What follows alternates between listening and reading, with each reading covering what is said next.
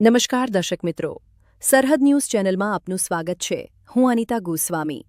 હવે જોઈએ સમાચાર વિસ્તારથી. અંજાર ખાતે છેલ્લા કેટલાક સમયથી શહેરી વિસ્તારમાં થતી સફાઈથી લોકો સંતુષ્ટ, પરંતુ વોર્ડ નંબર 2માં હજુ પણ ખદબદે છે ગંદકીના થર.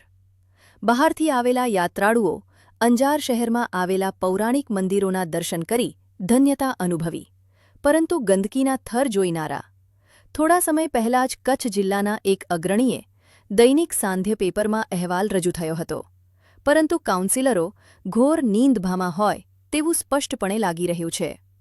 વાત કરીએ તો અંજાર નગરપાલિકા દ્વારા છેલ્લા કેટલાક સમયથી શહેરમાં સમયસર સફાઈ થતી હોવાથી લોકોએ રાહતનો શ્વાસ લીધો છે, પરંતુ વોર્ડ નંબર 2 કે જ્યાં અંજાર શહેરની સ્થાપના કરનાર દાદા અજેપાળ અને જેસલપીર અને સતી તોરલનું મંદિર જીવંત સમાધિઓ આવેલી છે.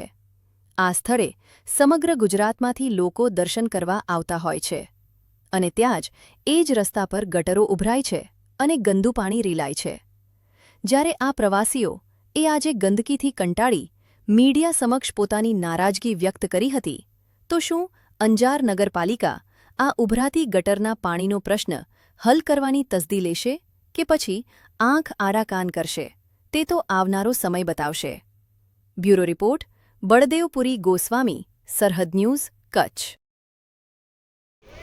બેન જય શ્રી કૃષ્ણ. જય શ્રી કૃષ્ણ. ક્યાંથી પધાર્યા હતા આપ દર્શન કરવા? આપણે હવે સુરતથી આવ્યા છે. Statue of unity, Baroda, Surat બધા અલગ અલગ જગ્યાએથી આવ્યા છે. કેવું લાગ્યું અમારું અંજાર શહેર? અંજાર શહેર તમારું સરસ શહેર છે, બધું જ સારું છે, પણ તમારા અહીંયા શહેરની અમે બધી રીતે ખુશ છે, પણ ફક્ત ગંદકીથી અમે બહુ નારાજ છે એમ. કારણ કે અહીંયા એટલી બધી ગંદકી ફેલાયેલી છે ને કે વાત જ ના કરો, તરતથી રોગચાળો ફાટે. કોઈ યાત્રાળુ આવતા અટકી જાય અહીંયા. નરેન્દ્ર મોદી કે છે સ્વચ્છ ગુજરાત. હા, તો પછી આટલું ચોખ્ખાઈ કરે એટલી માંગણી છે અમારી, બીજું કંઈ કહેતો નથી અમે. તમારો પ્રતિભાવ અમે યોગ્ય સ્થળે અવશ્ય પહોંચાડશું. અભિનંદન.